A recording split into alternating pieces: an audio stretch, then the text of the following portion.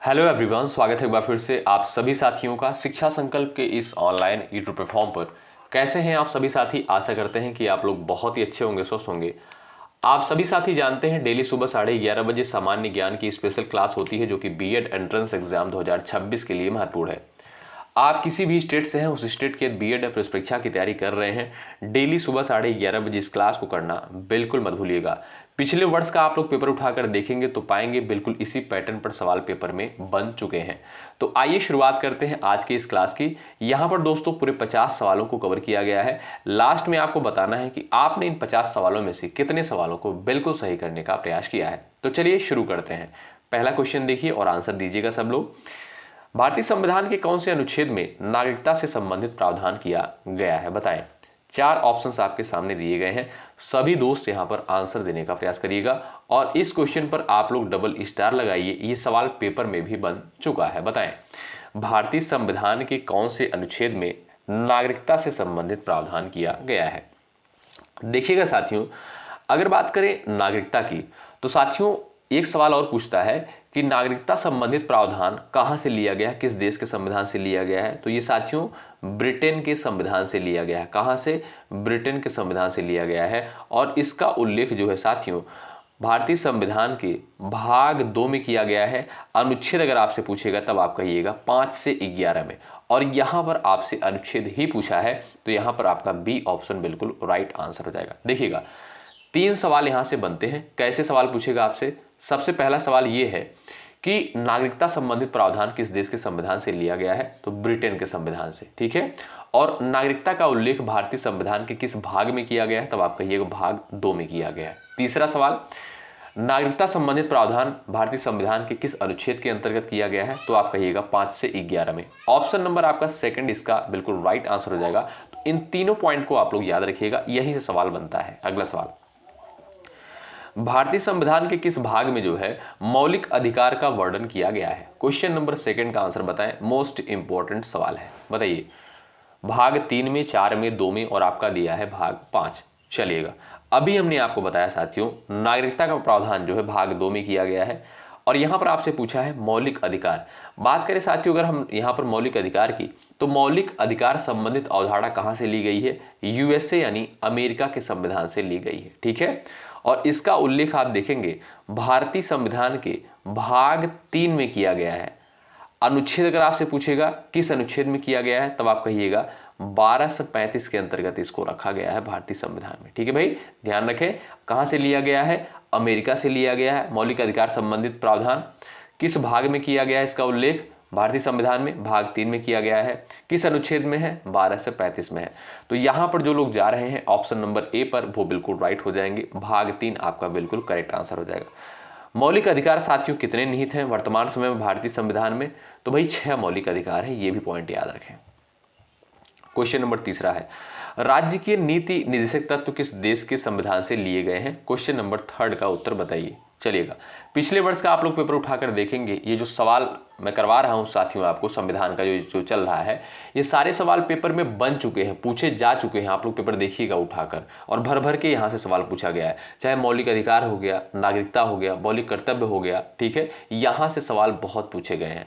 देखिए question number तीसरा है, राज्य के नीति निर्देशक तत्व किस देश के संविधान से लिया गया है? तो यहां पर जो लोग जा रहे हैं आयरलैंड के संविधान पर, वो बिल्कुल राइट हो जाएंगे। अमेरिका के संविधान से साथियों यहां से क्या लिया गया भाई? मौलिक अधिकार संबंधित अवधारणा। ब्रिटेन के संविधान से संसदीय संबंधित शासन व्यवस्था जो है ग्रहण की गई है। आयरलैंड के संविधान से राज्य के नीति निर्देशक तत्व की अवधारणा ली गई है। तो ए ऑप्शन बिल्कुल यहाँ पर करेक्ट आंसर हो जाएगा। ठीक है भाई। और बात करें अगर हम लोग यहाँ पर राज्य के नीति निर्देशक तत्व का उल्लेख किस भाग में किया गया भारतीय संविधान के, तो भाग 4 में इसका उल्लेख किया गया है। अनुच्छेद 36 से 51 के तहत इसको रखा गया है। इन सारे पॉइंट्स को आप लोग याद रखिएगा साथियों। अगला सवाल, भारत का राष्ट्रीय गीत वंदे मातरम सर्वप्रथम जो है कब गाया गया? बताइए। क्वेश्चन नंबर 4 का राइट आंसर बताइएगा, सही आंसर क्या होगा। चलिएगा, बात करें साथियों जो भारत का राष्ट्रीय गीत वंदे मातरम है, किसके द्वारा लिखा गया? बंकिम चंद्र चटर्जी के द्वारा। किसके द्वारा भाई? बंकिम चंद्र चटर्जी के द्वारा लिखा गया है। और ये जो भारत का राष्ट्रीय गीत वंदे मातरम है कहाँ से लिया गया है?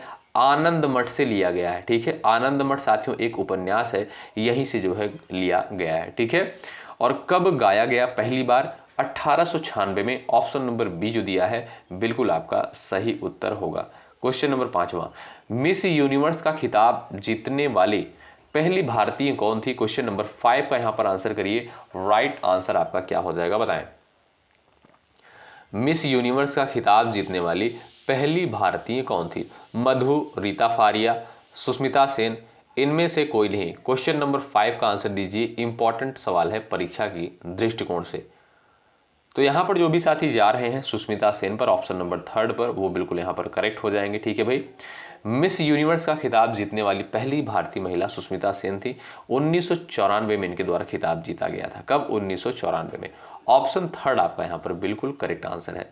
क्वेश्चन नंबर 6 देखिएगा, नोबेल पुरस्कार की स्थापना किस देश ने की? बताइए।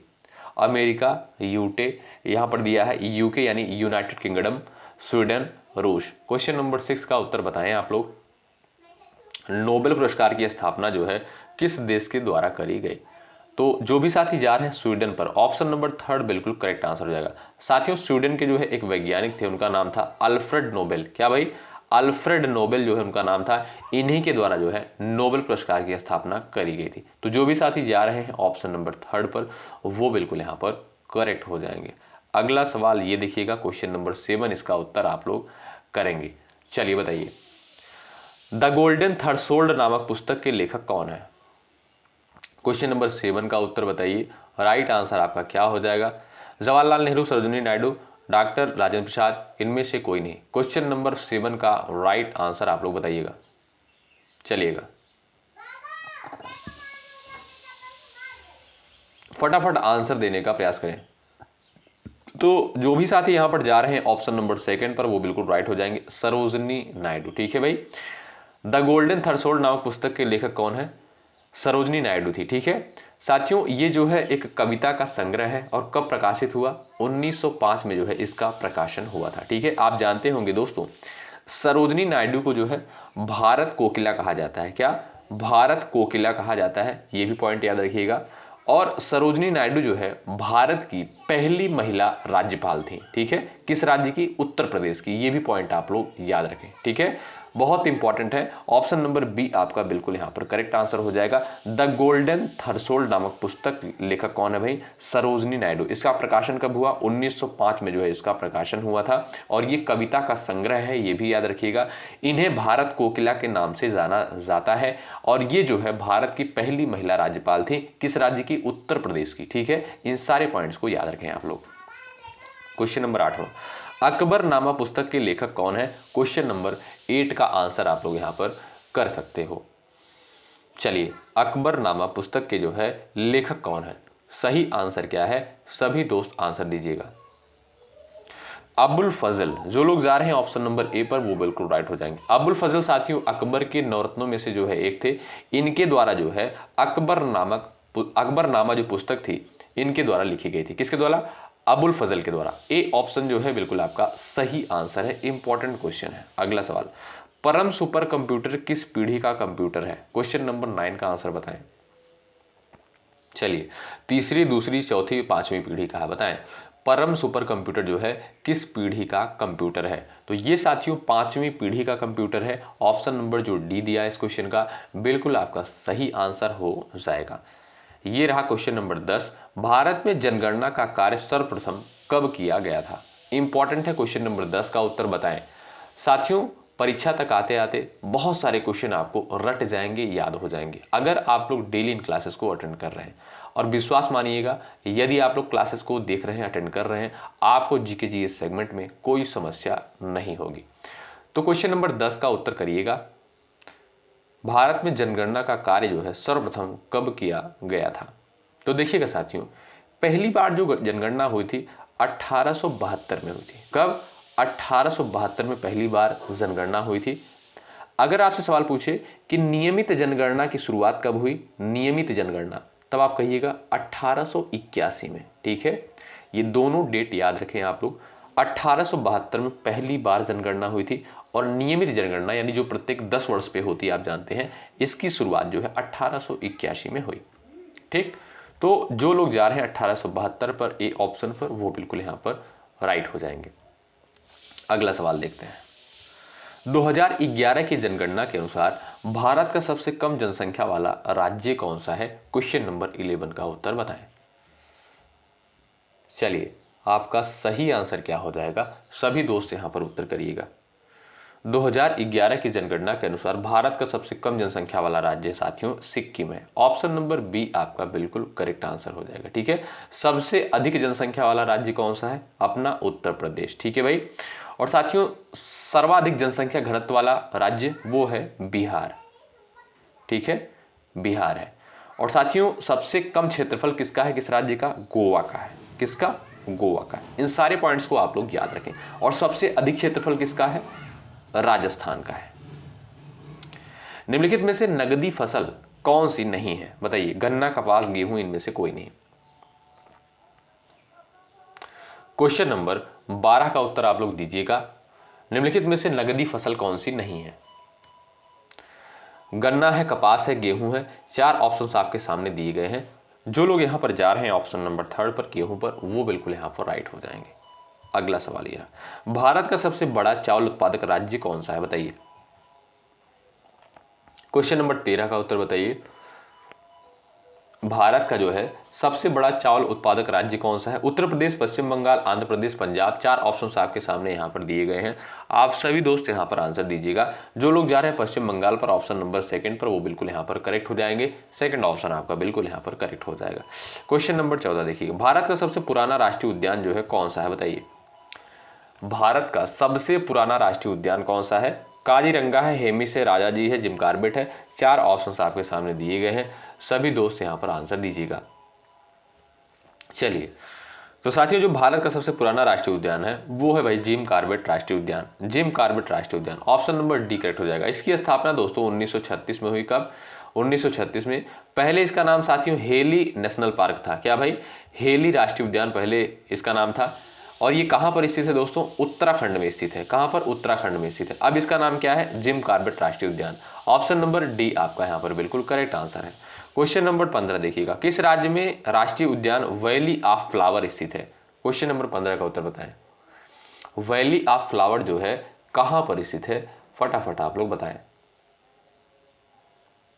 चलिए, सही आंसर क्या हो जाएगा? सभी दोस्त बताएं।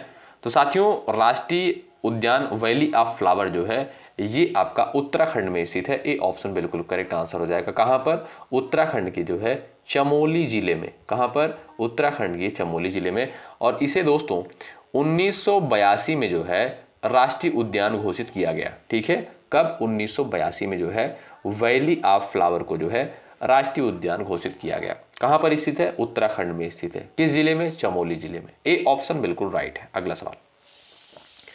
गुप्त वंश के किस राजा को जो है भारत का नेपोलियन कहा जाता था? क्वेश्चन नंबर 16 का उत्तर बता दीजिए। और भाई लाइक की संख्या बढ़ाते चलें आप लोग। आप जानते हैं बहुत मेहनत के साथ इस कंटेंट को तैयार किया जाता है आपके लिए।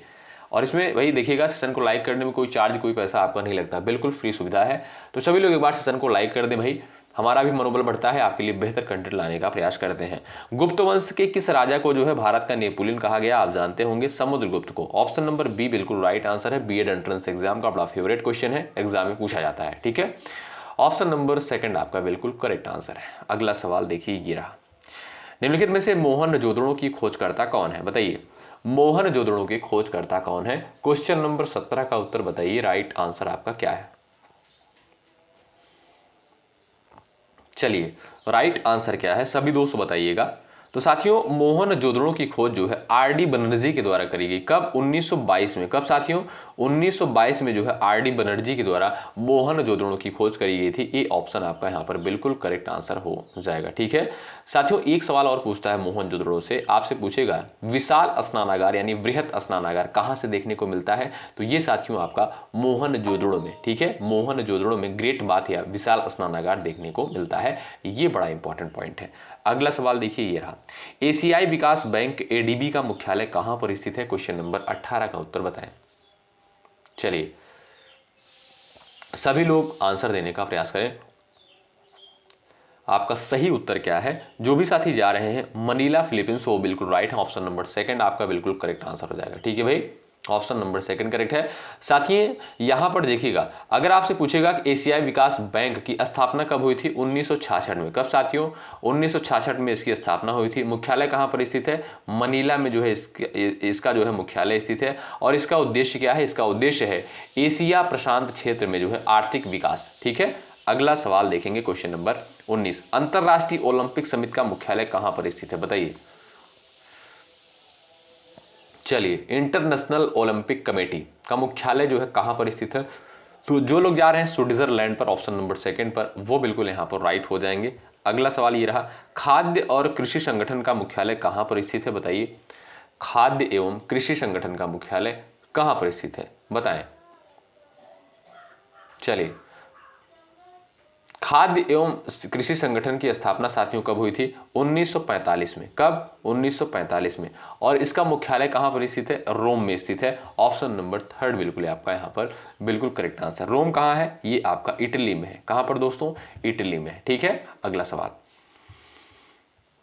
सार्क का मुख्यालय कहां पर स्थित है, 21 का उत्तर दीजिएगा फटाफट। South Asian association for regional corporation. ठीक है, बताएं। क्वेश्चन नंबर 21 का राइट आंसर बताइएगा। साथियों सार्क की स्थापना कब हुई थी, ये भी पॉइंट याद रखें, 1985 में। कब, इसकी स्थापना 1985 में हुई थी। इसका मुख्यालय साथियों काठमांडू नेपाल में स्थित है। ऑप्शन नंबर बी आपका बिल्कुल यहां पर करेक्ट आंसर हो जाएगा। ठीक है, आइए ये रहा अगला सवाल, स्वराज पार्टी की स्थापना किसके द्वारा की गई थी, 22 का आंसर करिए फटाफट आप लोग। स्वराज पार्टी की स्थापना, चलिएगा सही आंसर क्या हो जाएगा, सभी दोस्त यहां पर बताएं। चलिएगा, तो जो लोग यहां पर जा रहे हैं CR दास और मोतीलाल नेहरू पर, वो बिल्कुल राइट हो जाएंगे। स्वराज पार्टी की स्थापना साथियों 1923 में चितरंजन दास और मोतीलाल नेहरू के द्वारा करी गई थी। ये ऑप्शन बिल्कुल करेक्ट आंसर आपका होगा। अगला सवाल, रिंग फेंस नीति निम्नलिखित में से जो है किससे संबंधित है, 23 का आंसर बताएं। चलिए, सही आंसर क्या हो जाएगा यहां पर आप लोग बताएं। यहां पर जो भी साथी जा रहे हैं, जो भी साथी यहां पर जा रहे हैं वॉरेन हेस्टिंग पर, वो बिल्कुल राइट हो जाएंगे। ए ऑप्शन बिल्कुल करेक्ट आंसर हो जाएगा। साथियों रिंग फेंस नीति जो है एक सुरक्षा नीति थी। क्या, एक सुरक्षा नीति थी। और इसका उद्देश्य था अंग्रेजी क्षेत्रों को मराठों से बचाना। क्या भाई, अंग्रेजी क्षेत्रों को मराठों से बचाना इसका उद्देश्य था रिंग फेंस नीति का। ऑप्शन नंबर ए आपका यहां पर बिल्कुल करेक्ट आंसर हो जाएगा, वॉरेन हेस्टिंग। ठीक है, ए ऑप्शन बिल्कुल करेक्ट आंसर है। क्वेश्चन नंबर अगला, गांधी इरविन समझौता भारत के निम्नलिखित में से किस आंदोलन से संबंधित था, 24 का उत्तर बताएं। गांधी इरविन समझौता, फटाफट उत्तर दीजिएगा। रोल्ड सत्याग्रह, सबने अवज्ञा आंदोलन, असहयोग आंदोलन, भारत छोड़ो आंदोलन, फटाफट उत्तर दीजिएगा।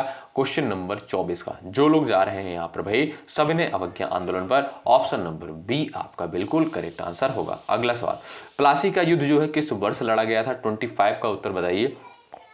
प्लासी का युद्ध जो है किस वर्ष लड़ा गया था, सभी दोस्त आंसर करें। चलिए बात करें साथियों अगर प्लासी की युद्ध की, प्लासी की लड़ाई की, तो 23 जून 1757 को, कब, 23 जून 1757 को यह लड़ाई हुई थी। किसके मध्य हुई थी, सिराजुद्दौला और रॉबर्ट क्लाइव के मध्य जो है यह युद्ध हुआ था। ये भी पॉइंट याद रखें। जो लोग जा रहे हैं ऑप्शन नंबर थर्ड पर, वो बिल्कुल यहाँ पर करेक्ट हो जाएंगे। किसके मध्य हुआ था, याद रखिएगा, रॉबर्ट क्लाइव और सिराजुद्दौला के मध्य।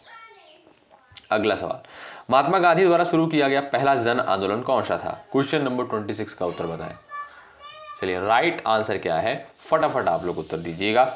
महात्मा गांधी द्वारा शुरू किया गया पहला जन आंदोलन जो है कौन सा था, वो था साथियों चंपारण सत्याग्रह। यहां पर देखिएगा साथियों आपका राइट आंसर हो जाएगा नील आंदोलन। ठीक है, ऑप्शन नंबर थर्ड बिल्कुल यहां पर करेक्ट आंसर हो जाएगा। ठीक है, यहां पर आपका थर्ड ऑप्शन बिल्कुल करेक्ट आंसर हो जाएगा। 1917 में जो है बिहार के चंपारण से जो है शुरू हुआ था। ऑप्शन नंबर थर्ड बिल्कुल करेक्ट आंसर है। अगला सवाल, निम्नलिखित में से कौन जो है हिंदुस्तान रिपब्लिक एसोसिएशन के संस्थापक में से एक थे, बताइए। हिंदुस्तान रिपब्लिक एसोसिएशन के संस्थापक कौन थे, क्वेश्चन नंबर 27 का उत्तर बताएं। सभी लोग उत्तर दीजिएगा। यहां पर निम्नलिखित में से हिंदुस्तान रिपब्लिक एसोसिएशन के संस्थापक कौन थे, राम प्रसाद बिस्मिल, सूर्यसेन, लाला लाजपत राय, इनमें से कोई नहीं। चलिए तो जो लोग जा रहे हैं ऑप्शन नंबर ए पर, राम प्रसाद बिस्मिल पर, वो बिल्कुल राइट हो जाएंगे। ए ऑप्शन बिल्कुल करेक्ट आंसर है। अगला सवाल, बंगाल का विभाजन किस वर्ष रद्द कर दिया गया था? 28 का उत्तर बताइए। बंगाल का विभाजन किस वर्ष जो है रद्द कर दिया गया था? चलिए, आप जानते होंगे साथियों, बंगाल का विभाजन जो है 1905 में हुआ। ठीक है, किसके काल में? लॉर्ड कर्जन के काल में। ठीक है, लॉर्ड कर्जन के काल में। ठीक है, और इसको रद्द कब कर दिया गया? इसे रद्द जो है 1911 में कर दिया गया। ऑप्शन नंबर थर्ड बिल्कुल यहाँ पर करेक्ट आंसर। अगला सवाल, प्रथम रेलवे लाइन का निर्माण किसके शासन काल में हुआ था? 29 का उत्तर बताएं। चलिए, प्रथम रेलवे लाइन का निर्माण जो है किसके शासन काल में हुआ? क्वेश्चन नंबर 29 का उत्तर बताएं।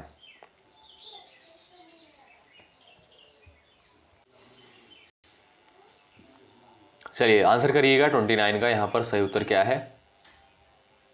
तो जो लोग यहाँ पर जा रहे हैं लॉर्ड डलहौजी पर, ऑप्शन नंबर बी आपका बिल्कुल करेक्ट आंसर हो जाएगा। साथियों, पहली रेलवे जब कब चली था? 1853 में। कब? 1853 में। कहाँ से? मुंबई से ठाणे तक चली थी। ठीक है, और साथियों एक क्वेश्चन कई बार एग्जाम में पूछा गया है कि भारतीय रेलवे का जनक किसे कहा जाता है? तो लॉर्ड डलहौजी को।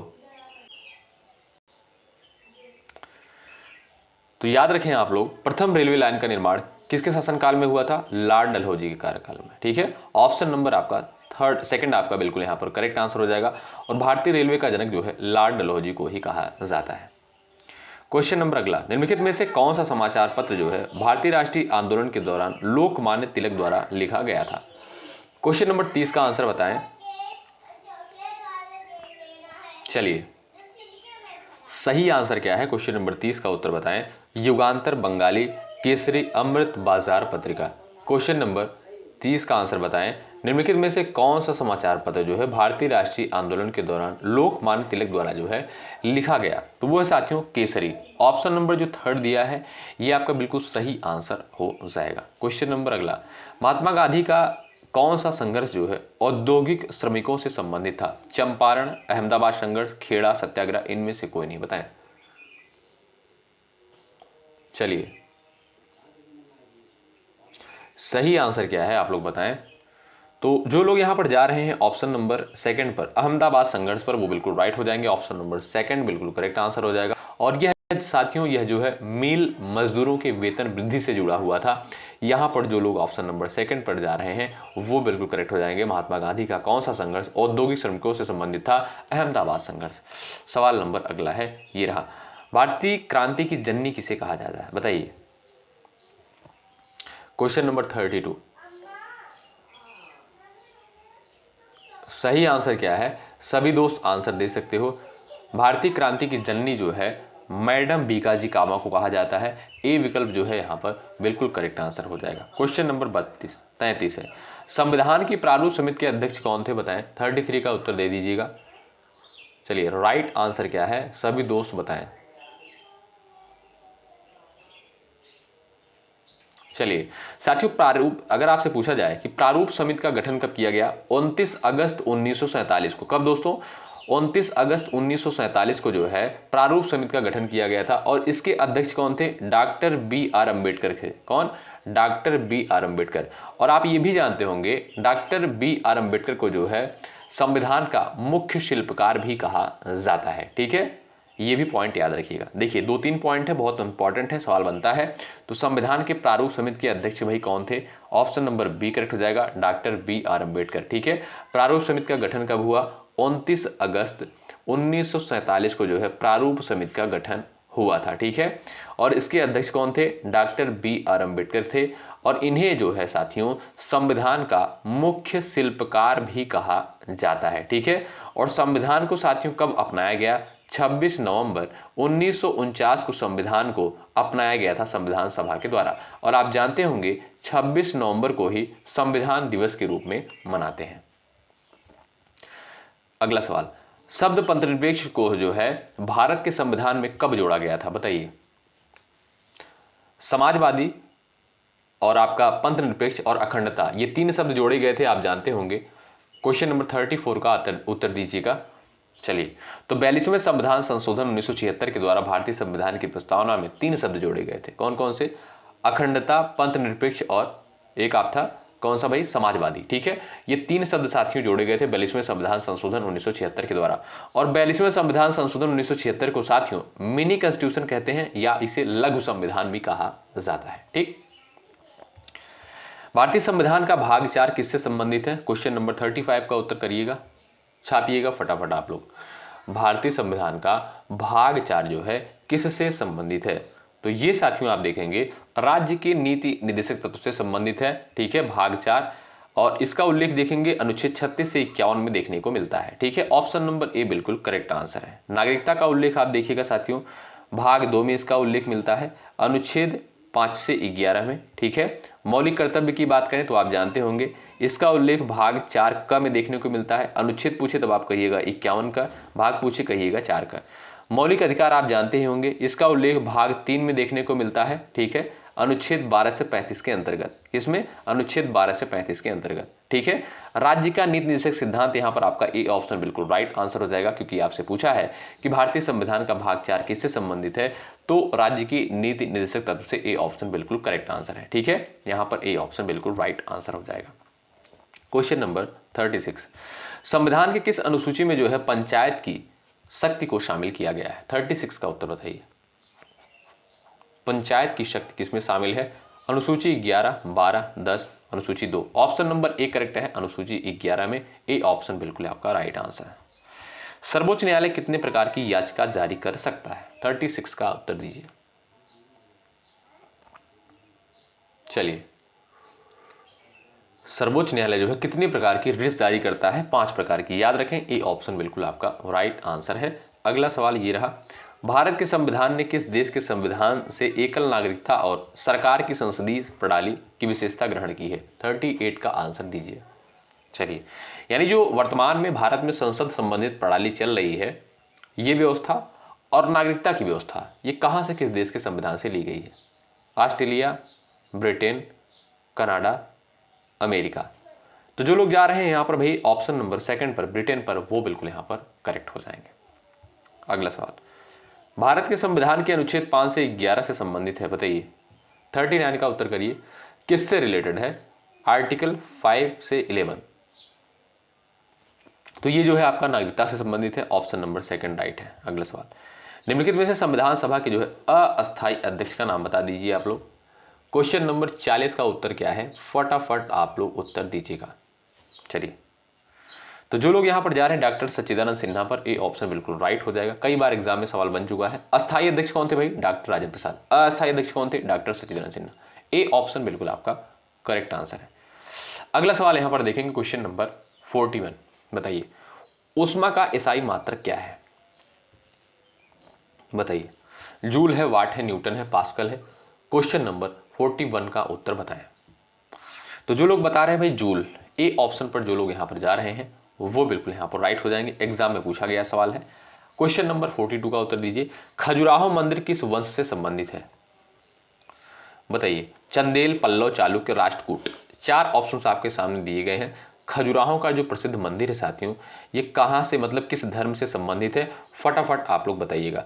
तो जो लोग यहाँ पर जा रहे हैं ऑप्शन नंबर ए पर, वो बिल्कुल राइट हो जाएंगे। साथियों, खजुराहो का मंदिर जो है चंदेल वंश के शासकों के द्वारा निर्मित किया गया था, यानी बनवाया गया था। ए ऑप्शन आपका यहाँ पर बिल्कुल करेक्ट आंसर हो जाएगा, याद रखें आप लोग। कहाँ पर स्थित है ये आपका एमपी यानी मध्य प्रदेश में स्थित है।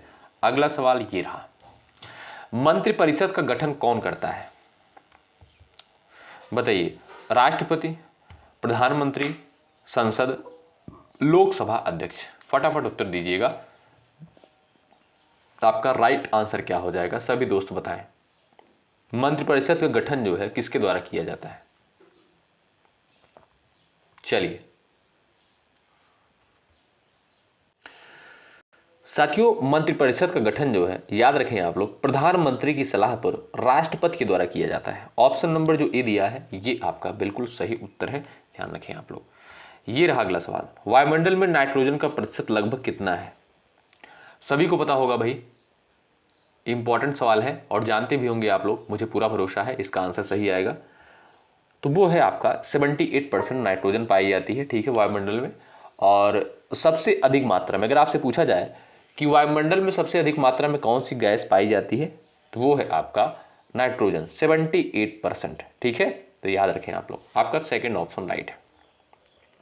प्लासी का युद्ध कब हुआ? अभी हमने आपको बताया 23 जून 1757 को जो है प्लासी का युद्ध हुआ था। ए ऑप्शन बिल्कुल करेक्ट आंसर हो जाएगा। किसके मध्य? सिराजुद्दौला और रॉबर्ट क्लाइव के मध्य। ठीक है, याद रखें सारे पॉइंट्स को। अगला सवाल, रक्तचाप मापने का यंत्र क्या कहलाता है? बताइए, रक्तचाप मापने का यंत्र जो है क्या कहलाता है? थर्मामीटर है, बैरोमीटर है, स्फेग्नोमीटर है, हाइड्रोमीटर है। क्वेश्चन नंबर 46 का आप लोग यहां पर उत्तर कर सकते हो। रक्तचाप यानी ब्लड प्रेशर जो है किसके द्वारा मापा जाता है? वो है आपका स्फेग्नोमीटर। ऑप्शन नंबर सी जो दिया है बिल्कुल करेक्ट आंसर। इंपॉर्टेंट सवाल है। अगला सवाल, पूर्वी घाट अधिक कटे फटे क्यों हैं? अधिक वर्षा के कारण, प्राचीन पर्वत श्रेणी होने के कारण, ज्वालामुखी क्रिया के कारण, भूकंप के कारण। पूर्वी घाट अधिक कटे फटे क्यों है? बताइए। तो जो लोग यहां पर जा रहे हैं प्राचीन पर्वत श्रेणी होने के कारण, ऑप्शन नंबर सेकंड पर, वो बिल्कुल यहां पर राइट हो जाएंगे। अगला सवाल, सवाल नंबर नेक्स्ट है, भारत में चाय उत्पादन में प्रथम स्थान पर कौन सा है? बताइए। नागालैंड, असम, जम्मू कश्मीर, मणिपुर। सभी को पता होगा, ये सवाल सिंपल है, सभी लोग जानते होंगे, असम। ठीक है, असम। और सबसे भाई मसाला कहां पर सबसे ज्यादा उत्पादित होता है? वो है आपका केरल। इसे मसालों का बगीचा भी कहा जाता है। क्या दोस्तों? मसालों का बगीचा कहा जाता है। बीएड एंट्रेंस एग्जाम का बड़ा फेवरेट क्वेश्चन है। अगला सवाल, सवाल नंबर नेक्स्ट है, उत्तर दीजिए इसका। गुरुत्वाकर्षण का नियम किस वैज्ञानिक के द्वारा दिया गया? चलिए, क्वेश्चन नंबर 49 का राइट आंसर बताएं। गुरुत्वाकर्षण का नियम जो है सर आइजैक न्यूटन के द्वारा। ऑप्शन नंबर सेकंड राइट है। एक बार सभी लोग भाई सेशन को लाइक कर दीजिएगा, शेयर कर दीजिएगा। जो लोग चैनल पर नए हैं सब्सक्राइब कर लीजिएगा, निश्चित रूप से यहां से आपको हेल्प मिलेगी। क्वेश्चन नंबर 50 है, इसका आंसर आप लोग करेंगे। दाब का एसआई मात्रक क्या होता है? सभी लोग आंसर करिएगा। जिसका आंसर आएगा उसका आंसर कमेंट बॉक्स में पिन कर दिया जाएगा। ठीक है भाई, जरूर आंसर आप लोग करें इसका। आशा करता हूं कि क्लास आपको बेहतर लग रही होगी, सुबह 11:30 बजे वाली। आप लोग इस क्लास को अगर अटेंड कर रहे हैं, विश्वास मानिएगा आपका स्कोर बेहतर होगा। पिछले साल का पेपर देखेंगे आप लोग तो ऐसे ही सवाल पेपर में साथियों पूछे गए हैं। ठीक है, तो आप लोग डेली बेसिस पर इस क्लास को सुबह 11:30 बजे जरूर करें। आप जानते हैं 3 क्लासेस होती हैं, सुबह 11:30 बजे, उसके बाद दोपहर को 3 बजे, रात को 8:30 बजे। इन सारी क्लासेस को आप लोग जरूर अटेंड करें। ठीक है, सब्सक्राइब कर लीजिएगा, बेल आइकन को प्रेस कर लीजिएगा। जैसे ही कोई वीडियोस अपलोड होती है आपके पास नोटिफिकेशन जो है पहुंच जाता है इससे। टेलीग्राम चैनल से जो लोग नहीं जुड़े हैं जुड़ जाइएगा, डिस्क्रिप्शन बॉक्स में आपको लिंक देखने को मिल जाएगा। अगर आपका कोई डाउट होता है 9415768259 पर हमें व्हाट्सअप भी कर सकते हैं। ठीक है, तो भाई आप लोग इस तरीके से मेहनत के साथ तैयारी में लगे रहें, पढ़ते रहें। और ध्यान रखिएगा साथियों, रीजनिंग भी आप लोग कवर करते हुए चलिएगा। हमें इतना समय नहीं मिल पाता कि हम रीजनिंग भी कवर करवा दें। ठीक है, लेकिन हमसे जितना हो पाएगा उतनी हम आपकी हेल्प करेंगे। ठीक है, चलिए अगली क्लास में मिलते हैं। शुक्रिया, जय हिंद, जय भारत।